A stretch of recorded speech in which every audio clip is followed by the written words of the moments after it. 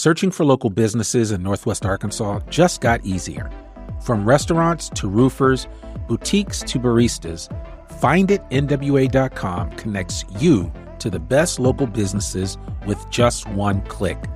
Discover something local, something great.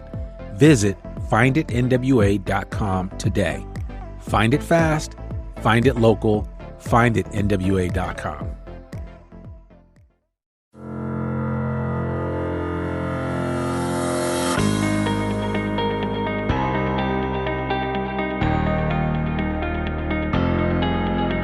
It's time for another episode of I Am Northwest Arkansas, the podcast covering the intersection of business, culture, entrepreneurship, and life in general here in the Ozarks. Whether you are considering a move to this area or trying to learn more about the place you call home, we've got something special for you. Here's our host, Randy Wilburn. Hey folks, and welcome back to the I Am Northwest Arkansas podcast. I'm your host, Randy Wilburn, and today we're catching up with a familiar voice and a familiar laugh. If you've been listening for a while, you might remember episode 253 when we sat down with Francisco Valencia, better known as the Frisco Kid, to talk about the power of comedy in Northwest Arkansas. Francisco is back with us today, and we're diving into how he's continuing to use comedy, not just to entertain, but also to educate and inspire the audiences he connects with. From live shows to community engagement, Francisco has been making people laugh while shining a light on the important stories and lessons that resonate both here in Northwest Arkansas and beyond. So get ready to laugh, learn, and catch up with one of the funniest and most insightful voices in our community, the Frisco Kid. Francisco, how are you doing, man? I am pretty good. Thank you for that lovely introduction, Randy. It was awesome. It got me hyped. Absolutely, man. Absolutely. Well, like I said, when I reached out to you, I said, I really wanted to catch up. And, I think in the current times that we're in, it's important to have, a grounding, right? And I think comedy is one of those places where no matter what side of the aisle you're on, you can find some humor and you can laugh. And I think we all are overdue for a good laugh, a good chuckle, a good story that reminds us of our humanity. And one of the things that I've seen with a lot of the comedy shows that I watch, and I'm a serial comedy guy. Like if I turn on Netflix, I'm watching Chappelle. Obviously, I've seen all of his shows over and over and over again, as I'm sure as a comedian you have too. But I mean, I watch so many different comedians and I love gleaning from their first person perspective on the world. And I know that there's so many of us that are in the audience that are, have our own thoughts about things, both from a humorous perspective, but then also from just the reality of the lives that we live every day. And so I thought it would really be good just to kind of check in with you because of the work that you're doing both in our community here locally as well as beyond. I mean, you are moving around. Every time I look up, you're doing a show somewhere. I think you had just recently done a big show down in Fort Smith, where I think maybe you opened for Pauly Shore. Yes, I saw that. I was like, yo, this brother is blowing up. I got to get him back on my podcast. The folks, I'm going to tell you the joke that I had with Francisco was that, man, I said, I just want to connect with him and rub shoulders with him before Netflix comes calling. Because once that happens, the gloves are off and it's game over. But no, seriously, though, every great comedian has started somewhere. And I think when we last spoke, we talked a little bit about just the simple fact of the grind of comedy. But I would love to know how your journey in comedy has continued to evolve since we last spoke with you almost 2 years ago.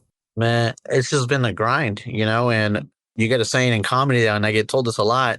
Most people don't make it past 2 years, and they usually give up. Or when I first started, I had all these people around me, and the first thing they told me was, don't worry, man, these people are not going to be around in 2 years.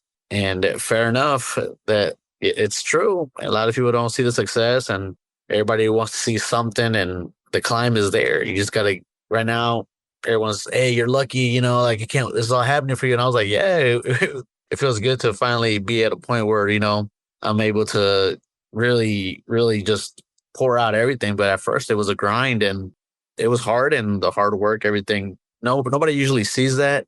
But it was a grind. It was a grind, and I stuck to it and stuck to my guns. And had the right support group, had the right people involved, had to pick who I wanted there, and it's mostly because of them that I'm able to get this far, and how everyone's excited for me is the same people that supported me when I'm like, man, this is worth it. It kind of sucks sometimes, and nah, everybody said, man, the talent, the way you do things, the way you keep the crowd on a grip is something that not a lot of people can do. So if you give up now, it's going to be a waste. So they kept me on check and basically put gas in the fuel when I needed it. So no, yes. I mean, that makes a whole lot of sense. I mean, and certainly for those that have not heard the previous episode, I would love for you just to share a little bit about your background and where you came from and actually what propelled you into comedy. And then I certainly want to encourage people to go back and listen to that episode because it was fire.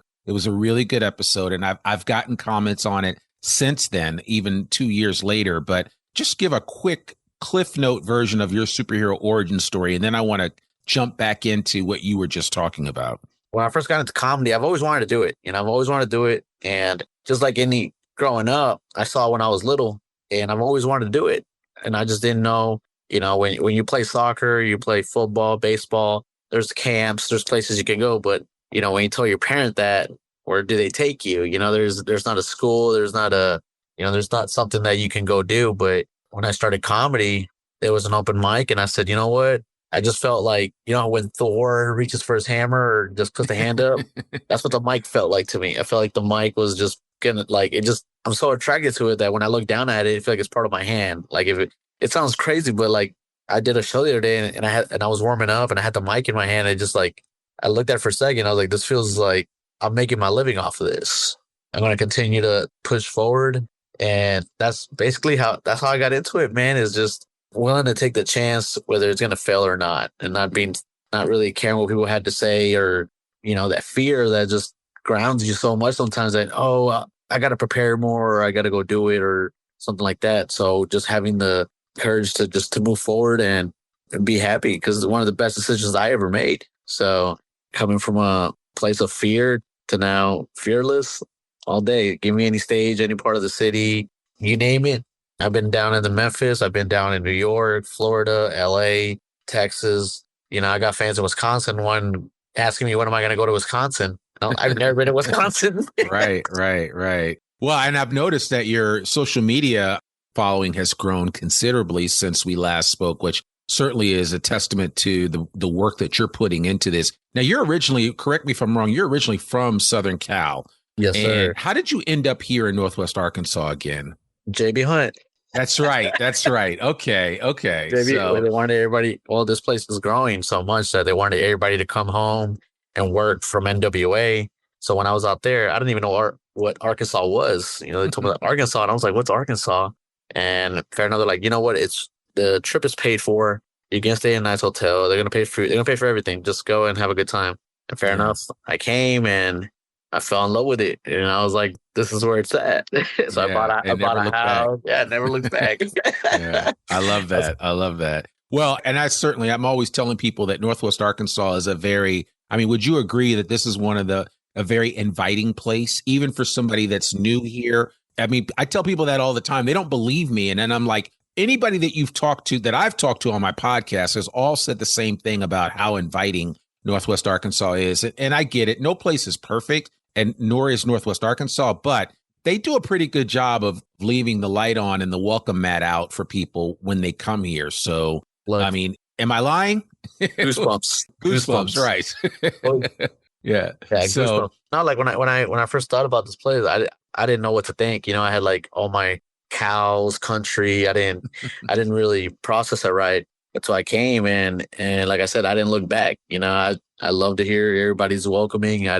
There's rarely a chance. I mean, just like anywhere, if you want trouble, you're gonna find it. You know what I'm saying? Like it's just one of those things that what your intentions are in life or what you're trying to do. Like I always tell people, like this is the place to move if you want to make something happen because there's so opportunities and people are so like wanting to invest in people. And I feel like that's what I did with my comedy and with people. I let people into my dream because not a lot of people share that. A lot of people don't go out there and post their dream. And this is like, there's a lot of fear in it when people will say, oh, I'm going to say something about my dream because some people just hold it in and don't say anything to it. So when I started doing comedy, I would let people know this is my dream.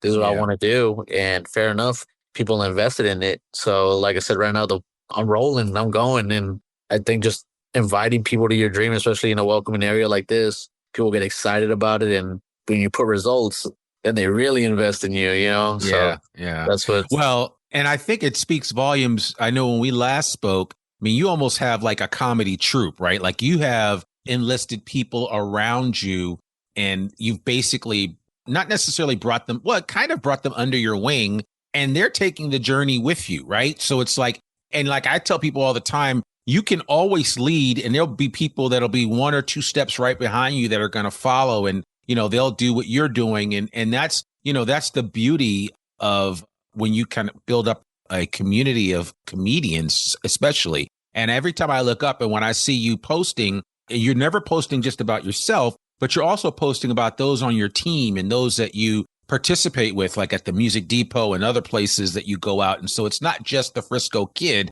but you've got this whole crew of folks that are all kind of in their own places and at their own degree of understanding and ability within the comedy world are out there trying things as well. Yeah, no, I mean, I had to, everybody that says they're self-made, I don't believe in that. I mean, I came from having nothing to, anything I decide to do, it's going to happen. And I have the proper backup. I have all these things and I can't do it alone. And I always tell them, I was like, one of us just has to get in the door. And whether they're looking for this, I have a variety of comedy, but I have also different people that people vibe with or, may like them better, So I want them to, I care more about the experience with people. So when they come to the show and they can relate to a different comic, I don't care if they like my set or not, as long as they're able to get that connection. I'm not selfish and I want to be able to share like everything that happens with me. And I tell my team, one of us is going to make it. And when that wave comes, I want everybody to be able to surf it, and ride along. And no, I just feel like I have so much to offer and people will do too, is just exploring, poking at them, asking what they want to do, who they want to be in life and see how I can help. Because at the end of the day, I mean, one of us just got to make it. Yeah, absolutely. Well, like I always say, a rising tide lifts all ships. And so whether you rise or somebody else in your crew rises, it ultimately impacts all of you guys, and you look at like, I always talk about this documentary that I saw called Comedian, and Jerry Seinfeld and a bunch of those guys are in that documentary. If you haven't seen it, it's excellent. But they talked about just the grind and having to do this over and over again. But one of the things that the through line through that documentary was that all of the comedians would encourage each other. Now, you had a few that didn't want to see others succeed, but overall, there were always people rooting for all the other comedians. Like Chris Rock would talk about how Jerry Seinfeld would encourage him and root for him. And, the list goes on. And Eddie Murphy said some of the same things about how he, and these are things like you would think like, man, these comedians are so wildly different, but yet and still behind the scenes, they're rooting for each other. They're rooting for their success. They're rooting to see them succeed and to grow. And I always thought that was really interesting about, what it takes for a comedian to make it. Yeah, no, that's very, very true. Because I have sometimes, you see a crowd and there's just like the overwhelming of like sometimes different cultures, who's in the audience. And sometimes you see it and it's just kind of like it's overwhelming. So I'm always trying to get in the back of my ears of my team. This is nothing. Yeah. This is nothing, bro. We practice. We do this all the time. All you got to do is be yourself. They pay to see you. They didn't pay to see Chris Rock. They didn't pay to see these people. They're here to see you. So give them what you got. We go through this over line. We have writing sessions. We try to make sure that we polish our lines. Like we'll get together and we'll tell our jokes and we see it, the painting, but there's somebody else from the side that sees a bigger picture and they're able to go in there and fix it up, tune it up and deliver it how it's meant to be delivered. And when everyone's laughing in the group, it's going to be funny when you spread it out. So, Yeah, makes a big difference. So talk about some of the new opportunities or stages that you have found yourself on in these last 2 years. And I know it's a lot. Just give us a Cliff Note understanding of, how things have continued to evolve for you. As I mentioned earlier, right at the top of the show, I talked a little bit about Pauly Shore and you opening for him down in Fort Smith. But how have things changed for you since we last spoke? And I know you guys have a regular show at the Music Depot in downtown Rogers, which I want to give a shout out to. We had Reggie and Anthony on the podcast a while back. And so I certainly want to encourage folks to get down to the Music Depot and DTR, downtown Rogers, as the cool kids like to say, to check it out. But you guys have a regular standing show there now, right? Yes, we do it I think the second week of every month. Okay. So we're trying to make sure that the first week you pay your rent. Right. So, we're making more contos like the second, just because I know, it's just finances, growing up and figuring out the real world. We're able to come out, afford it the second week of every month. And I'm bringing different comics out. I'm blowing it out to a way where people are curiosity. So they're starting to hit me up left and right. Hey, when can I come to the Music Depot? When's the availability and all that stuff. So it's just trying to get everybody to line them up to bring it here. Because I want it's a boiling pot, and right now is so many different cultures. Our last show had the most diversity on any other show that's ever been done here. So that was awesome, so just looking out to the crowd, just seeing different faces being brought to one spot that's probably like the best feeling that I can have, or as an entertainer, just not just 1% of people, but just multiple people in the crowd, so that's awesome. And now the stages keep getting bigger. People are calling, people are asking me, and the question I get asked a lot is, hey man, what time can you get here? I was like, where's the venue? It's like downtown LA. I was like, I live in Arkansas, bro. And the best compliment I got, it was that your name's popping off out here like if you live here. Right. So there's just, I'm putting in work and just pushing forward. So like the opportunities have opened out. People like the voice, so I'm hosting events now too as well. I'm doing weddings. I'm emceeing fashion shows next month. I'll be doing the fashion show. So a lot of opportunities, a lot of doors are opening up and taking full advantage of them. And something's got to happen. Something's going to happen. So absolutely. I'm at that point where I'm just, where's it? I have dreams about it. And sometimes they used to feel like, oh man, that seems so far. That seems untouchable. And now I'm at that point where I'm like, I feel like I'm waiting for my name to be called. Yeah, so, absolutely. Absolutely. Well, I think that's good, man. And everybody has their moment, right? Where they're able to kind of step through the darkness and shine.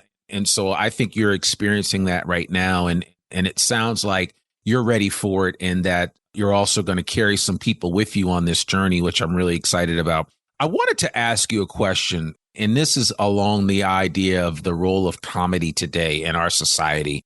You've talked in the past before about how comedy as both entertainment and education, right? How are you balancing those two roles right now when you think of it? Like being funny, but then also there's an undercurrent of a message there that you're trying to share with people. How do you balance that? Well, I used to think it was just straight comedy until I went to Dallas and they had booked me for a poetry night. But they said, hey man, you're performing here and we're right down the block. Would you want to come over and like people that couldn't get into the show, they're going to be over here, and they really want, everyone's been asking if we can find a way to get you over here. And I was really going to hour and a half time, but I was like, man, you know what? Let's go. Let's go see what this poetry. I've never done poetry. Let's go see what it's about. And I ended up going to this poetry night, and I've never seen raw talent and true spoken the way these kids were just banging it out there.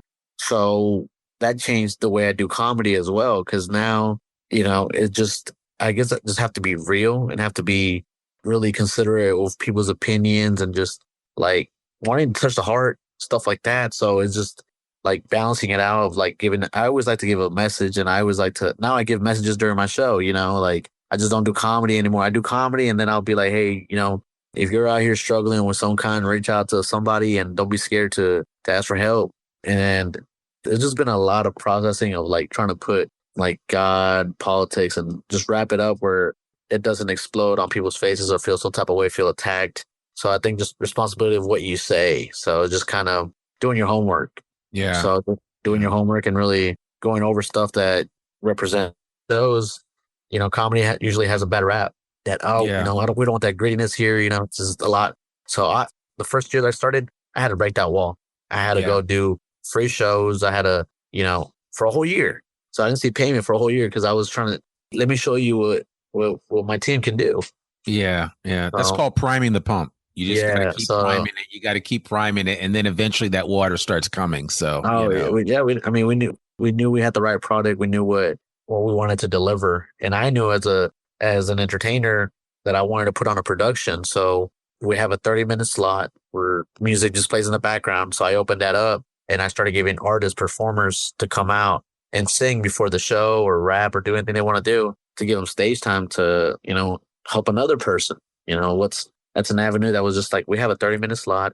We're just playing background music. Like, let's get a singer in here. Let's get opening up an opportunity for someone else to, get their pictures, get their videos, get some stage time and help them out, So yeah. I mean, the grind is real for sure. So, and if I remember correctly, you guys do a fairly clean show, right? So yes, that's the one difference. And I know, and again, there's nothing, because obviously I listen to Dave Chappelle, and so Dave Chappelle's not, I'm using air quotes now, a clean show when it comes to language, right? So not everybody can listen to that. Like, I mean, if you have young kids, you're not going to sit them in front of the TV, at least I hope not, to listen to a Dave Chappelle stand-up show or, any of a lot of comedians. But there are quite a few comedians out there that, don't use bad language. And, Jim Gaffigan comes to mind. And there are some amazing comics out there that are wordsmiths and use the English language in a powerful way to deliver comedy. And you guys are kind of doing that. Oh, that's what's getting me booked. That's what's getting me booked. That's what people are feeling comfortable with. And I've already put my reputation out there that I'm a clean comic. Yeah. Put it out there heavily. Like, I've done shows for Tyson. I've done shows for Sam's. I've done shows for corporate companies that want comedy but just don't want to risk it. But now I've pushed it so much that people know already that I do clean comedy. So we're aiming for churches next. I mean, right. Anyone, and we got it. We got the product. We got what I want to represent. When people think about me, that's what I want people to represent. That I'm trustworthy and able to put on a good show and not just come and enjoy the show. Because watching owners and just watching people do my set, they're like so tensed up. They're like, "Oh, what is he gonna say?"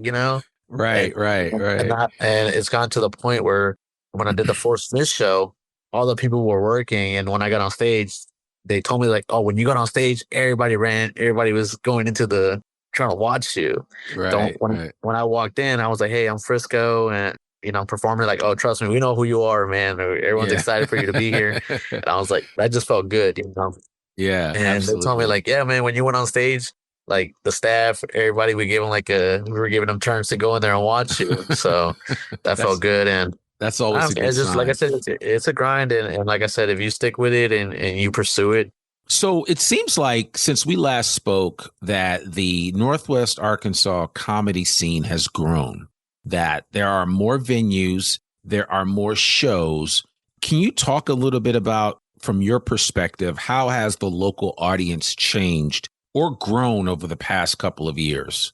People are more interested now. People want it. It's out there. It's a growing idea, and people are like wanting to go to the comedy shows. They're wanting to attend the shows. It's heavy online, how everything's putting out there. So it's grown massively. There's one festival, Diamond State. It starts in October. It's a lot happening, and a lot is growing. Obviously, a lot of people are hitting me up trying to get me to go to their venues and hey, what's it going to take for you to do a show here? And it's just everybody wants a piece of the cake right now because I mean, that's when my team grows. And I send one of my teams like, "Hey, man, this venue wants to do something. Go over there, get your name in there, and just grow the seed." Because when people think of comedy in NWA, I want them to think of me. Yeah, and absolutely. Jokes on us. I want my team to be the tip of the spear. So I guess you're starting to see familiar faces at multiple venues, which means that people are following you from one place to the next. Yes, it's crazy. How does that feel? I love when I get a rise out of people and get them excited. I feel because once you get excited, I feel like it just diminishes everything that you got going on in the world. Yeah. Like, I feel like that's when you get excited, like, it's just like you elevate, your heart races. I don't think there's any better experience than being excited. Yeah. So, people it's good to get them there for a little bit and show them some light, bring them. And then it's like I said, when you open up a light, you open up a door. That's when you throw a message at them, and you let them know, like, hey, like, we're all here. When I get on stage, I represent everybody. Everybody supports me. I represent you guys are on stage with me. So it's just one of those things that I take serious, and I don't know, like, I feel like when I'm on stage, I don't feel alone. Does that make sense? Yeah, it makes a lot of sense. And, and actually that dovetails nicely into the next question I had for you, which was, you've used comedy to touch on cultural identity, family, community, right? Which, like what you're talking about. What topics are you leaning into these days that you see resonate most with your audiences? What are you like, where you're like, after you look back and you review a set that you've done, you're like, man, they loved X or they loved Y. What are the topics that you're seeing that resonate the most with audiences right now from a comedic perspective? When I think about stuff like that, I think about I storytell a lot. And the best ones is always when there's multiple people that have no business being there. Just like different characters or people that you would think like, what was that person even doing there? It's like life. Life brought him there. Like he was there in that moment and we lived it together. And it doesn't have to be the same color as me.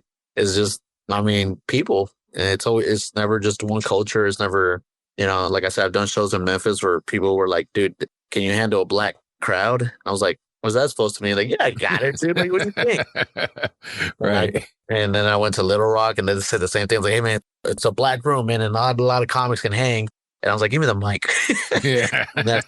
and like, I've always gotten the same feedback. People rush to me after the show. And like I said, my comedy, it's not just for one culture. It's not just for, it resonates. So, like thinking back of like story, like what makes them laugh, it's never been like, oh, me. It's always been me, this other person, just different people. My stories involve everybody, and it's just whoever's in the room. And I don't know, like right now that you said that, I think about it. It's like none of my stories have a specific race, no. It's like just common people that were there at the moment, and it's fun. Yeah, Fun. Well, and I think storytelling, as I like to say, I was responding the other day that storytelling is a powerful thing, and I remember this quote from Steve Jobs. He said that the most powerful person in the world is the storyteller.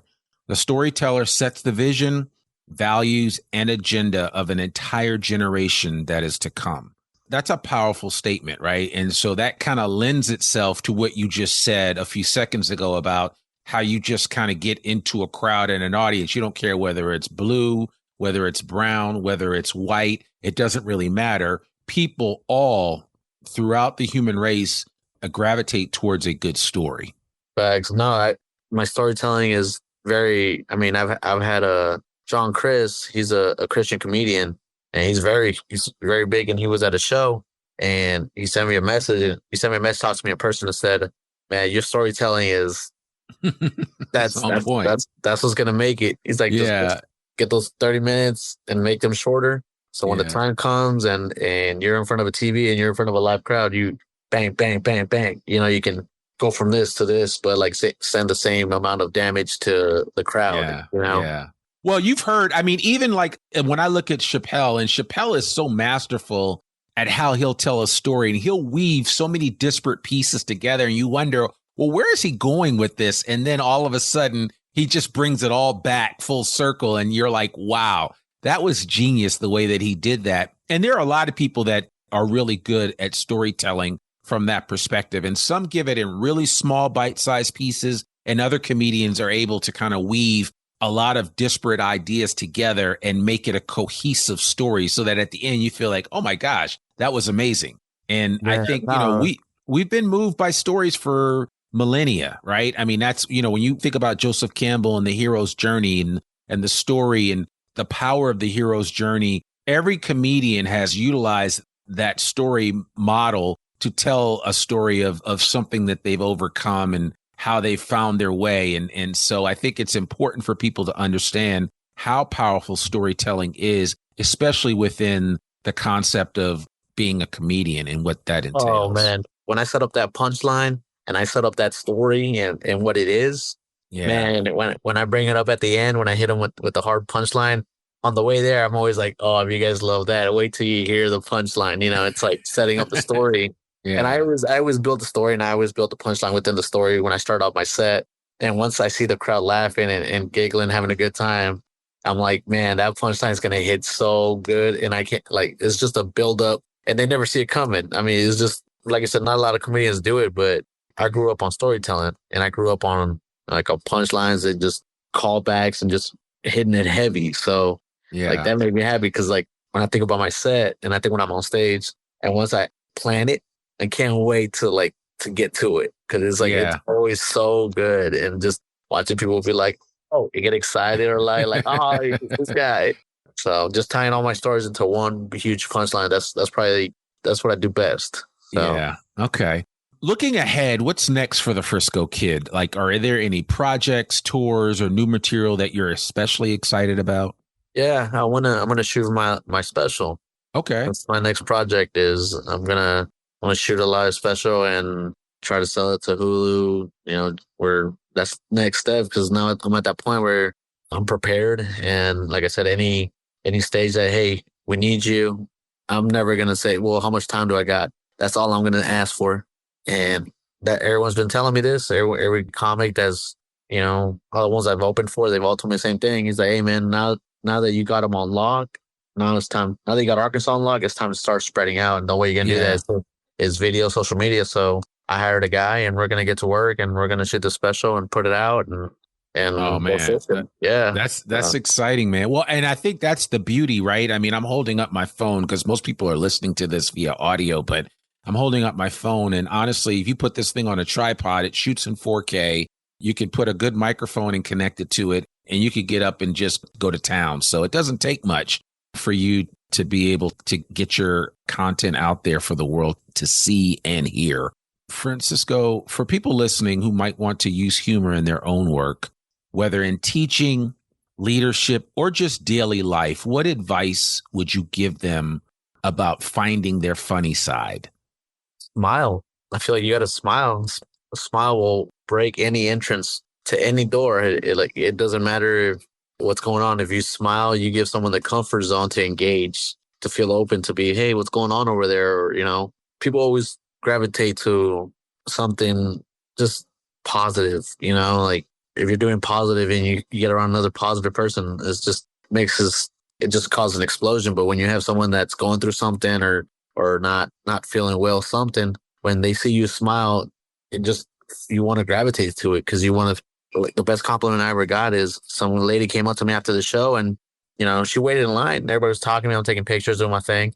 And she finally came up to me and said, I was going through some things in life and you just made me forget about them. And I haven't been able to laugh in a minute. So I just wanted to say thank you for that. And that just almost made me want to cry because I was like, I never thought about stuff like that. I never thought about what people, that's why I always try to stay positive and I always try to, obviously I'm going to go through life and I'm going to go through things and I just feel like, I don't know, I lived a hard life. So for me not to smile is kind of hard, and I always try to, if I see somebody down, I'm always going to try to, extend my hand and, what do you need? Like, let's get to work. What can I do for you? Or I always, it's just hard. Sometimes it's hard for people. Sometimes it's hard for me and having to put a smile on and go out there and do it. But I feel like with all the people support me, all the investments I have is I'll take a knee at best, but I ain't falling down. I'll fall down. I'll get right back up. And I feel like that just shows what kind of team I have because no one ever knows like, hey man, what are you feeling?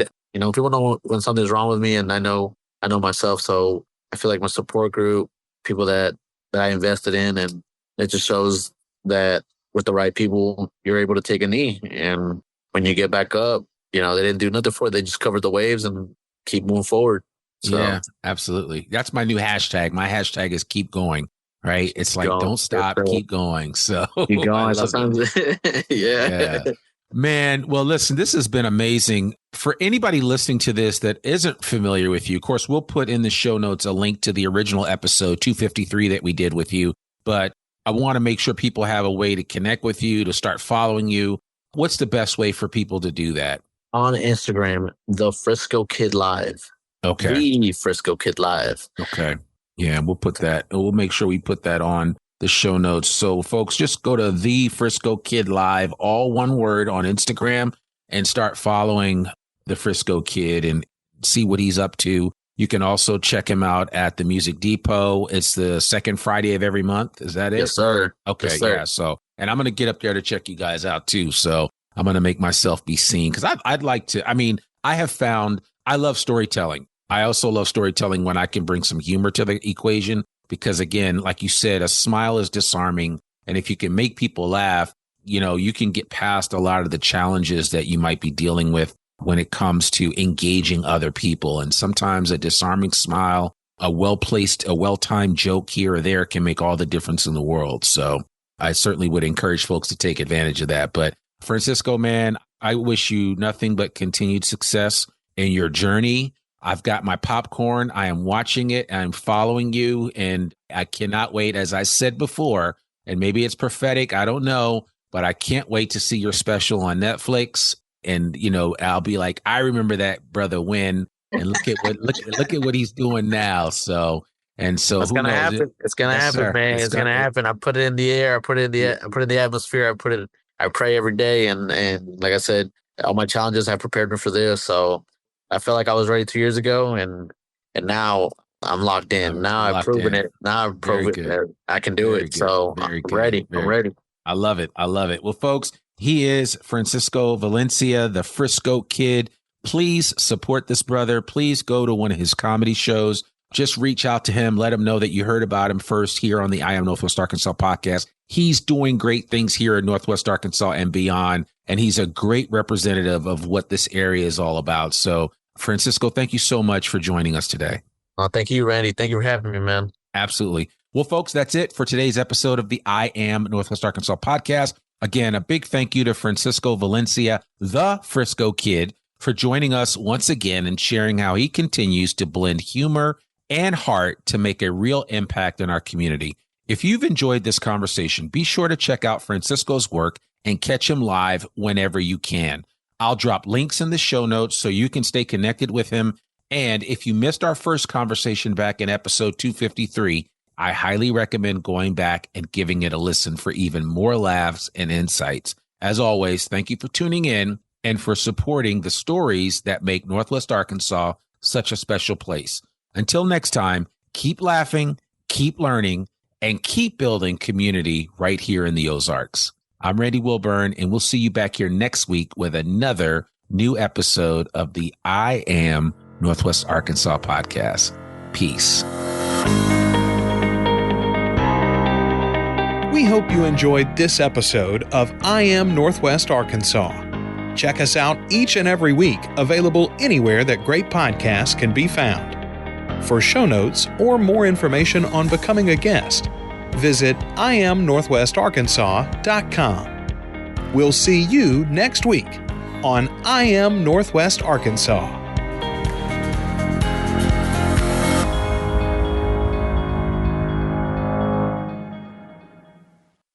Hey folks, Randy Wilburn here. You know, I always know what's happening in Northwest Arkansas because I read NWA Daily. Every morning, I get a 5-minute write-up with local news, events, new business alerts, and more, straight to my inbox. It's my go-to for staying connected to this amazing community. When I meet new transplants to NWA, one of the first things I tell them is subscribe to NWA Daily. It's the best way to discover local events, try new businesses, and support nonprofits making a difference. Stay connected, stay informed, and sign up for free today at nwadaily.com.